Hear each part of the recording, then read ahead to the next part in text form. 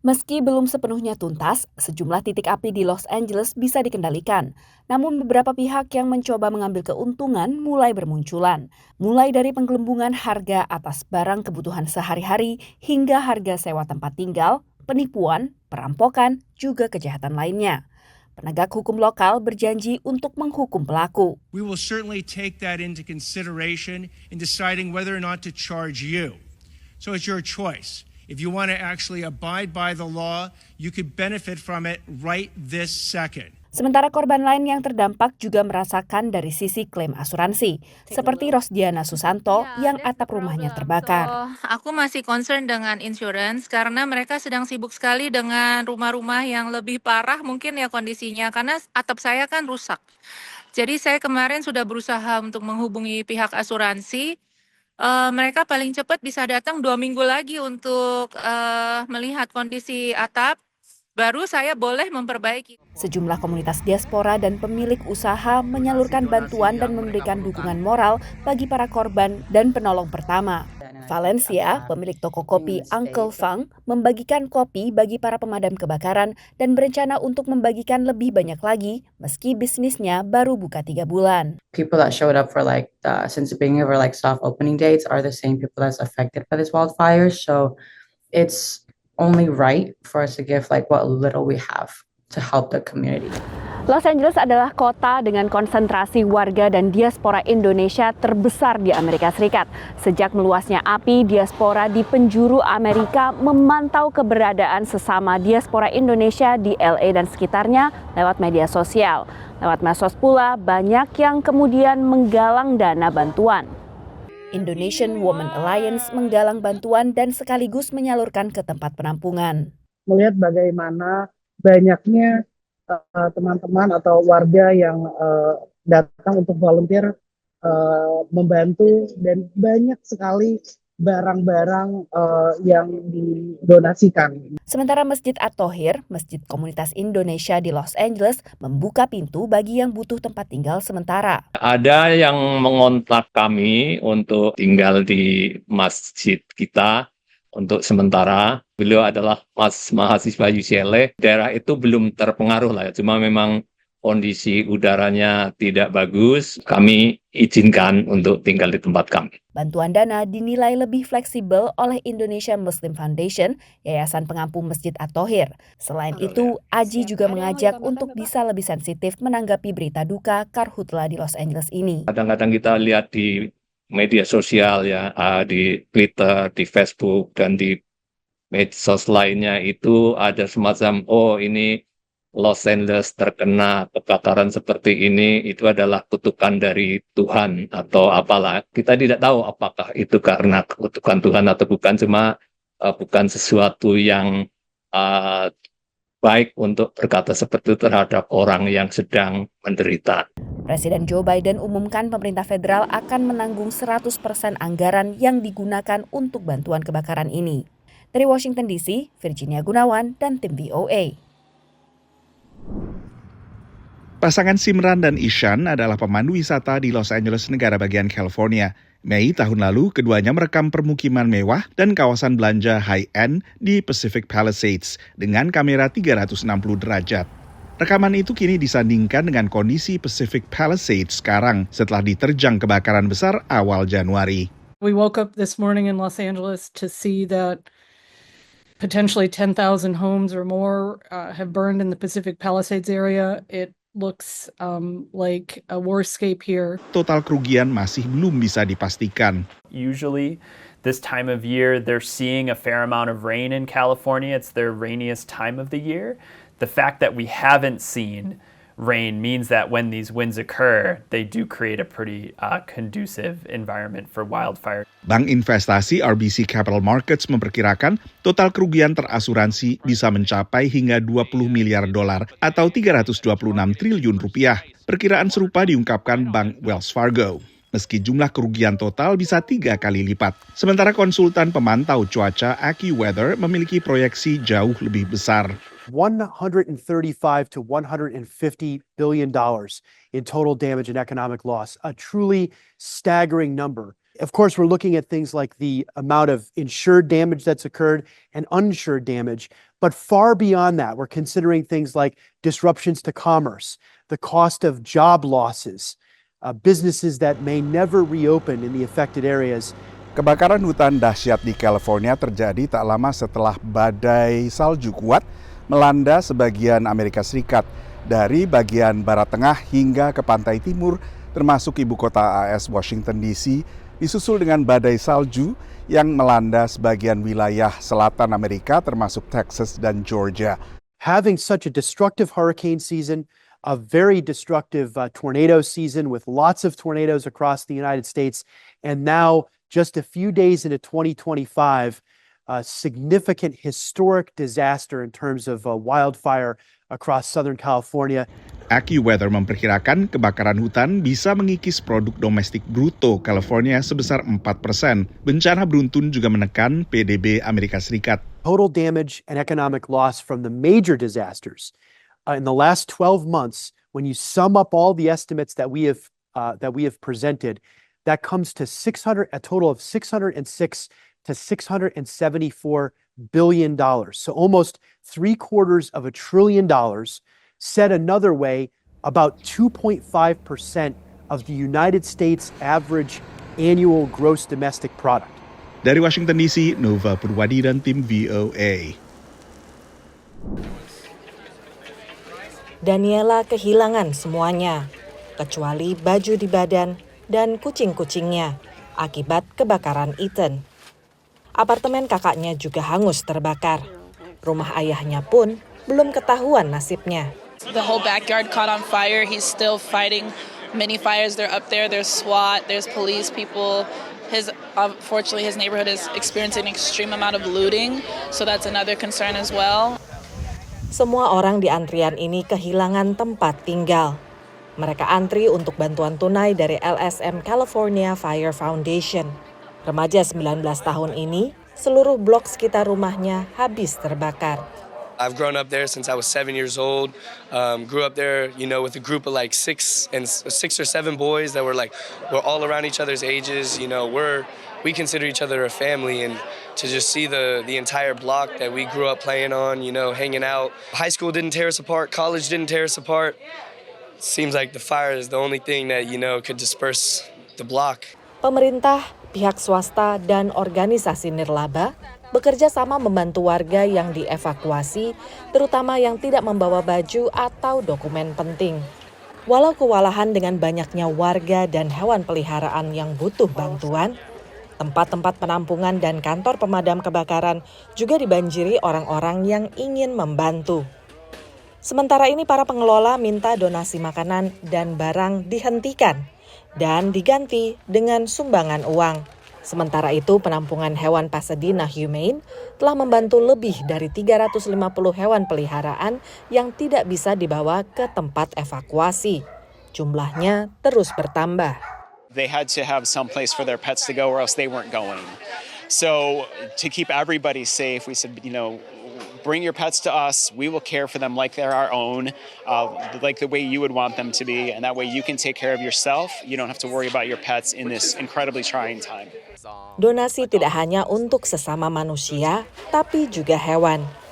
It feels good to be here. It feels good to see everyone be so kind and to donate and be generous. And of course, support and uplift each other while we can. Dari Los Angeles, California, tim VOA.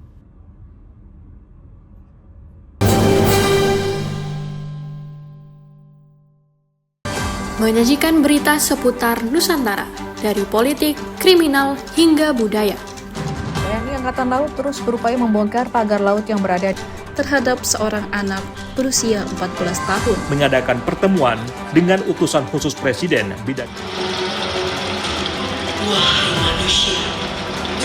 Saksikan Beranda Nusantara Senin sampai Sabtu pukul 11 WITA hanya di Jawa Pos TV Bali.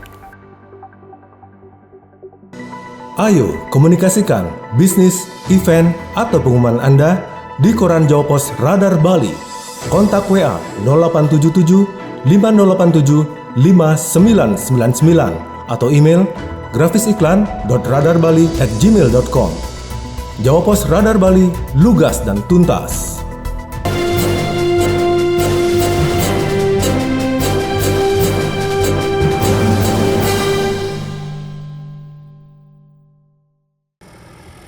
Dengan menggunakan drone, seorang petani di North Carolina bisa menebarkan pupuk dengan biaya hampir 1/10 biaya menggunakan penebar pupuk konvensional. Pesawat nirawak yang digunakannya juga bisa menjalani beragam fungsi lain, membuat usahanya lebih ekonomis dan menguntungkan. I think that's one of the best kept secrets right now in agriculture is drone technology. We can fly over a cornfield in season and we can see, is there a problem area? Is it fertility? Is it somebody messed up with chemistry? Do we have soil biology issues where that crop is not growing as well in one area? And we can essentially take that one section out and we can scientifically test it in the laboratory to see what the problem is and actually grow a better food. Drone yang digunakan adalah buatan DJI Technologies, bermarkas di Shenzhen, Tiongkok, dan sedang mendapat sorotan tajam dari anggota Kongres di ibu kota Amerika Serikat. Despite its significant presence, DJI is based in China and it has known ties with the Chinese Communist Party, which represents a national security risk to the United States. As we know, the companies with ties to the CCP operate in an environment tightly intertwined with the Communist Chinese government. Senat akhirnya tak menyertakan larangan drone Tiongkok dalam perundangan final yang disahkan pada Desember. Tapi perusahaan Tiongkok diberi waktu setahun untuk menjamin keamanan penggunaan drone-nya. Chinese manufactured drones are a real and present threat to the security of this country. We ought to stop using them. Use American drones instead. Drones manufactured in China are a source of surveillance, data collection, other kinds of security threats. DJI sendiri merespons positif batalnya larangan drone Tiongkok dalam perundangan yang akhirnya disahkan dan meminta pengguna drone-nya untuk terus berkomunikasi dengan wakil rakyat mereka. You know, we've talked to lawmakers. We work with these drones every single day. I have friends in the industry that do the same thing every single day. And the lawmakers haven't given us a valid reason yet. And I'm not saying they have to divulge all the details, but if there is a true security issue, just say it. If they're going to ban it, if they're going to say that they're bad, tell us why. Because every time that I've talked to a lawmaker, they could do this, they could do that. It's always they could. Menurut Drone Industry Insights, DJI menguasai sekitar 80% pasar drone di Amerika Serikat. Secara terpisah, larangan drone asal Tiongkok juga bergulir di Departemen Perdagangan Amerika Serikat. Sementara sebuah organisasi advokasi penggunaan drone oleh warga sipil, AUVSI, merekomendasikan agar pemerintah tidak berfokus pada larangan impor, melainkan pada investasi terhadap industri drone domestik. Dari Washington DC, saya Nova Purwadi dan tim VOA. Lady Insih, bukan nama sebenarnya, adalah warga Indonesia yang telah menetap di Florida, Amerika Serikat selama 23 tahun tanpa status hukum tetap. Di tengah wacana deportasi massal imigran tak berdokumen oleh Presiden terpilih Donald Trump, ia bisa ikut terjaring. Tapi menurut Insih, ini bukan ancaman kali pertamanya. Berapa tahun yang lalu juga semua harus sweeping di jalanan, di mana-mana, atau ke restoran-restoran itu saya udah ngalamin. Menurut Pew Research Center, ada sekitar 11 juta pendatang tanpa izin tinggal, seperti Insih di Amerika. Saat ini bekerja sebagai juru masak di Florida, Insih mengaku pindah ke Amerika untuk mengubah nasib. Aku tuh udah nggak takut lagi karena udah terlalu lama di sini. Dan mungkin aku pun sudah siap untuk pulang. Karena memang tujuanku ke sini hanya untuk mencari kehidupan yang baik. Itu aja. Sebagian imigran tak bersurat berhasil mendapatkan legalitas meski memakan waktu yang panjang. Salah satunya adalah Maureen yang tiba di AS pasca lakoni profesinya di kapal pesiar. Perjuangan Maureen dapatkan legalitas di Amerika memakan waktu lebih dari 1 dekade. Amerika is the dreamland ya. Terus selagi kita berbuat baik, kita nggak ganggu orang, kayaknya mereka welcome deh. And you have to pay tax. Emmanuel Syukur, WNI yang bekerja sebagai juru masak di Florida, memiliki izin tinggal di Amerika. Meski tak khawatir dideportasi, ia akui cemas akan kemungkinan stigmatisasi imigran secara umum di Amerika. Akan memandang kita sebagai pendatang itu pertama pasti ada judging dari mereka dulu, tetapi tidak semua mereka seperti itu karena Amerika ini sangat membutuhkan imigran. Berdasarkan data tahun 2020 hingga tahun 2024, pihak berwenang AS melakukan 545.252 deportasi. Di antaranya adalah deportasi 71 warga negara Indonesia. Angka deportasi terbesar oleh Badan Penegakan Imigrasi dan Bea Cukai dalam periode yang sama adalah dari Meksiko, sebanyak 206.000 kasus. Menurut pengacara keimigrasian di New York, Lia Suntoso, yang tangani klien mancanegara, tantangan terbesar keimigrasian saat ini adalah antrean kasus yang sangat panjang. Kan kalau di sini hearing deportation itu disebutnya removal. Schedulingnya itu bisa 2 tahun, 3 tahun, Mas. Jadi, and that's being generous loh ya. Saya ada klien yang diminta check-in ke imigrasi karena baru nyebrang dari selatan. Check-innya masih 2028, Mas. Ada yang 2031. Dalam hal deportasi WNI di Amerika Serikat, KJRI sebut umumnya biaya transportasi pemulangan ditanggung pemerintah Amerika. Nah, itu yang kami harus double check ke mereka secara fisik, mereka kondisi sehat. Ya, pertama yang kita di aspek perlindungan WNI ya. Kedua, perlakuan di rumah tahanan itu sendiri tentunya baik atau tidak. Itu yang harus kami pastikan. Dari Florida dan New York, tim VOA.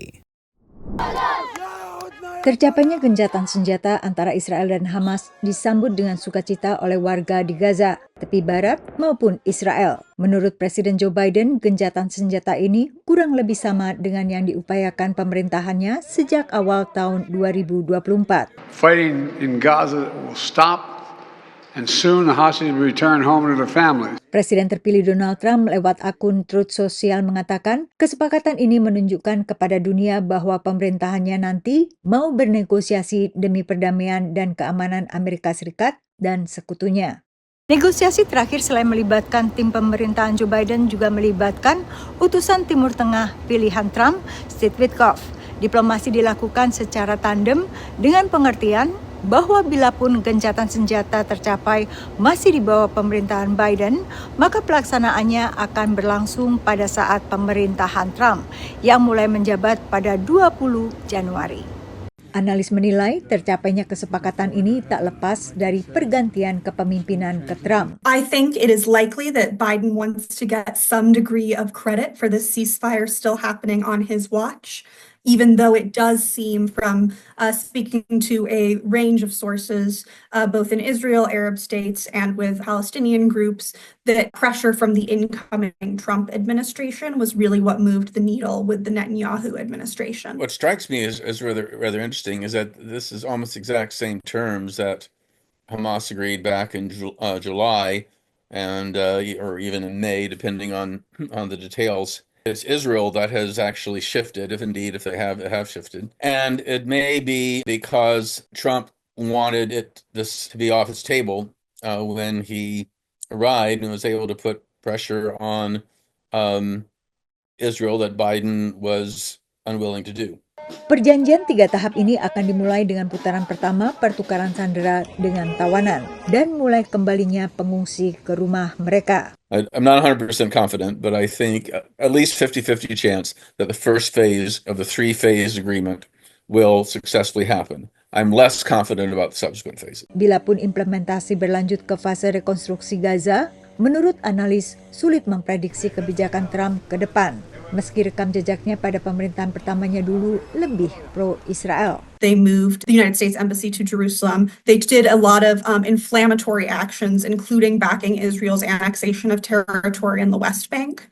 And so while I think the ceasefire is a good thing, and I think Trump's willingness to use the leverage that he does have with Netanyahu is a good thing, I remain pessimistic for what the Trump administration is going to look like vis-a-vis Palestinian affairs.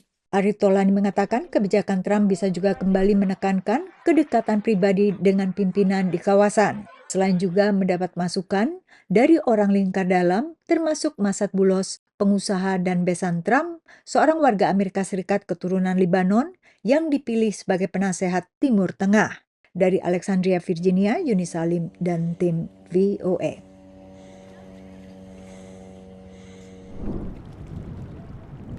Dinas Kesehatan Louisiana pada awal Januari melaporkan kematian pertama pasien flu burung, yaitu seorang laki-laki usia 65 tahun dengan penyakit bawaan yang memelihara ayam di halaman rumahnya. Because this person was infected with a strain of influenza that was spread from wild birds to their domestic birds and then to themselves.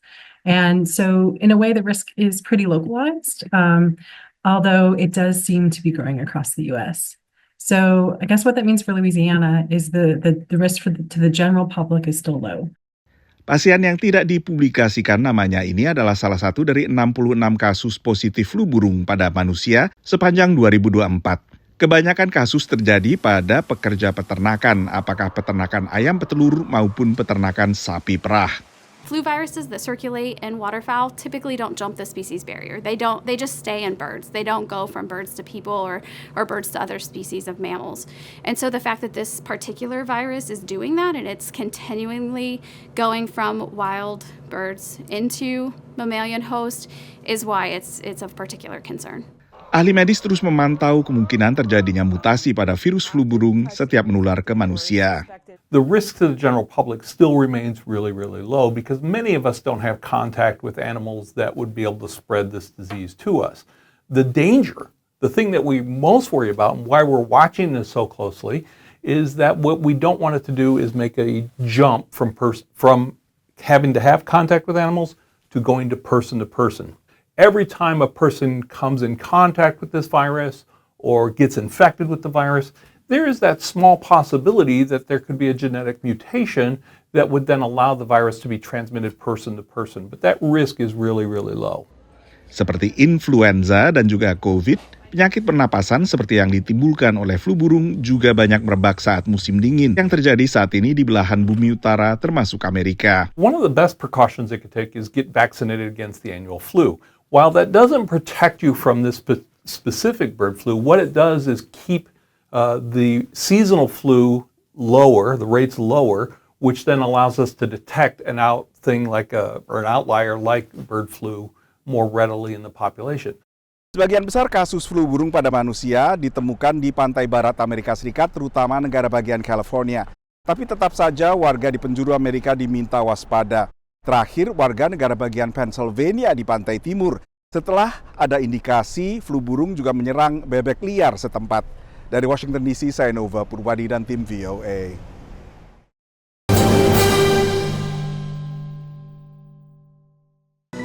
Ayo komunikasikan bisnis, event, atau pengumuman Anda di Koran Jawa Pos Radar Bali. Kontak WA 0877 5087 5999 atau email grafisiklan.radarbali@gmail.com. Jawa Pos Radar Bali, lugas dan tuntas.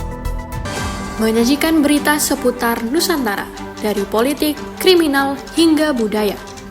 TNI Angkatan Laut terus berupaya membongkar pagar laut yang berada terhadap seorang anak berusia 14 tahun. Mengadakan pertemuan dengan utusan khusus Presiden bidang. Saksikan Beranda Nusantara Senin sampai Sabtu pukul 11 WITA hanya di Jawa Pos TV Bali.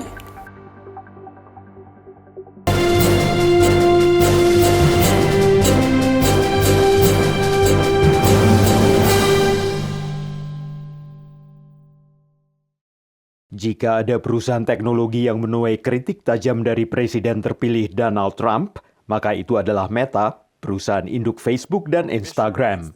Sejak Pilpres Amerika, Meta telah berupaya memperbaiki hubungannya dengan Trump yang bersiap kembali ke Gedung Putih.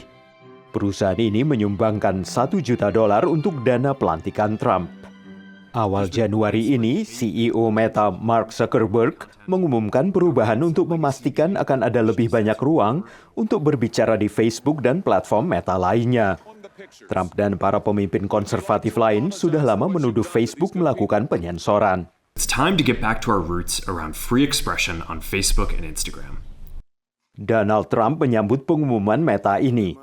Honestly, I think they've come a long way. Di Amerika Serikat, Facebook akan berhenti memakai pengecek fakta dari pihak ketiga. Sebagai gantinya, komunitas penggunalah yang akan menandai dan membahas postingan. Pembatasan untuk topik-topik seperti imigrasi dan identitas gender akan dicabut. Perubahan ini mengundang reaksi beragam. And it's likely to have really harmful implications. We already know that women, people of colour, LGBT plus communities, as well as other groups like climate scientists and activists face a really large amount of discrimination and hate and attacks online. Meski mungkin akan ada konten yang lebih konservatif di Facebook dalam jangka pendek, pertanyaan lebih besar adalah, haruskah para miliarder teknologi mengontrol konten di situs mereka? Whatever sort of diversity or freedom you now observe or experience on these platforms, specifically Meta, that is a highly tenuous freedom because it's really not based on any protection. Menurut Zuckerberg, ia akan bekerja sama dengan pemerintahan Trump untuk mendukung kebebasan berekspresi secara global. We're going to work with President Trump to push back on governments around the world. Tapi menyelaraskan dengan pemerintahan Trump dalam kebebasan berpendapat mungkin adalah bagian dari strategi industri teknologi untuk mencapai tujuan jangka panjang seperti masuk ke pasar Tiongkok. This buys them a lot of power for long-term geopolitical positioning. Diperkirakan Facebook akan meluncurkan perubahan ini dalam beberapa pekan mendatang. Dari Arlington, Virginia, saya Helmi Yohanes dan tim VOA. Evelyn Wambui dan ilmuwan lainnya sibuk melakukan penelitian di laboratorium di Pusat Fisiologi dan Ekologi Serangga Internasional atau ICP di Nairobi. Menurutnya mereka sedang mempelajari sejenis ulat yang bisa memakan dan mengurai plastik. This insect is going to be of help because we've identified first it can consume the plastic, especially the styrofoam, and two, it has a group of bacteria that is helping in the plastic degradation process. Evelyn dan rekan ilmuwan Chrysanthus Mbitangga termasuk di antara 4 pakar ICP yang ikut menulis laporan di jurnal Nature September lalu. The advantage with this insect is that it is native to Kenya and in Africa in general, compared to the other mealworm that has been described in other parts of the world, like the yellow mealworm. And so this makes us to have a home-based solution and an insect that has adapted to our climatic environment, has been able to survive and thrive within the environment. Menurut program lingkungan PBB, polusi plastik adalah salah satu tantangan lingkungan terbesar yang dihadapi dunia. Ada lebih dari 400 juta ton plastik yang diproduksi setiap tahun, namun kurang dari 10% yang didaur ulang. Para ilmuwan di ICP sedang mempelajari cara mengumpulkan bakteri yang hidup dalam usus cacing dan mencari tahu apakah bakteri itu bisa digunakan untuk mengelola sampah plastik. Those bacteria can be harnessed from the insect, and then we do a scale up of, produce millions and millions of these bacteria that can be used to degrade the polystyrene waste. Namun sejumlah aktivis lingkungan tidak yakin temuan ini akan menyelesaikan masalah sampah plastik. We've only found insects that only degrade a certain type of plastics, polystyrene, PET, and we have a lot of forms of plastics. So what of the other forms of plastics? And also, once these insects have eaten these plastics, what is the byproduct? We are not saying that it's a silver bullet, but what we are saying is that it could be an integrated approach in plastic management.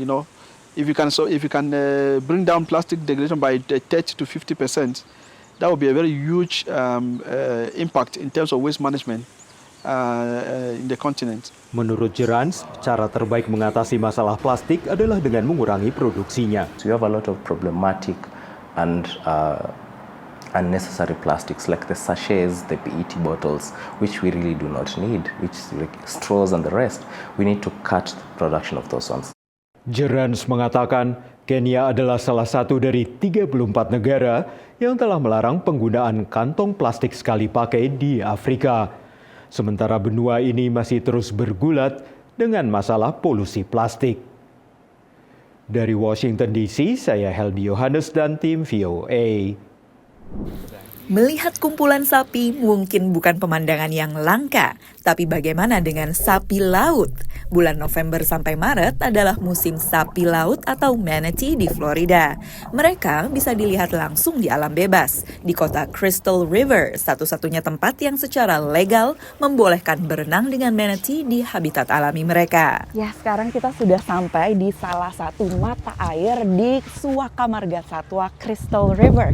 Di sini kita sudah bisa lihat manatee dari atas perahu, saking jernihnya air di sini. Nah, saat musim dingin, manatee bermigrasi ke sini karena air di sini cukup hangat bagi mereka untuk bertahan hidup sekitar 22 derajat Celcius. Diperkirakan ada sekitar 8.000 sampai 11.000 mamalia laut ini di seluruh Florida. Banyak tur tawarkan paket untuk melihat manatee. Salah satunya milik Captain Derek. Ia prioritaskan kesejahteraan manatee dengan tur skala kecil dan perahu yang nyaris tak bersuara. Our company was founded on the principle of passive observation. So we just try to take every measure that we can to ensure if we find a manatee feeding, for example, we don't interfere with their feeding. If they're sleeping, then we don't interrupt that or their natural behavior in any way. Memegang manatee adalah hal yang paling dilarang saat tur. Kita sudah lihat beberapa manatee, bahkan ada yang bersama anaknya. Jadi kita tidak boleh mengejar atau memegang. Tetapi kalau mereka yang mendatangi atau menyentuh kita, itu tidak apa-apa. Status populasi manatee saat ini adalah terancam. Departemen Perikanan dan Satwa Liar AS sedang menimbang untuk mengganti statusnya jadi terancam punah. Yeah, the biggest threat currently is just them getting adequate nutrition, so meeting their daily calorie needs. Manatees eat up to 10% of their body weight every single day, so that's really a struggle right now, in large part due to the hurricanes we've had the last 2 years, which have killed off our eelgrass population. Menurut Badan Antariksa Amerika NASA, pemanasan global membuat badai semakin intens. Belakangan ini saja pada 2024 ada 2 badai hurikan yang turut menyapu Florida, Helen dan Milton. Tanpa makanan utamanya di Crystal River, manatee bisa kelaparan dan mati. Meningkatnya suhu air laut juga bisa bunuh manatee karena mengganggu pola migrasi mereka. The warmer the ocean's getting, the further they go. We're seeing more of them get stuck when the temperatures drop. Jumlah kematian manatee capai rekor pada 2021, tapi ilmuwan setempat masih optimis.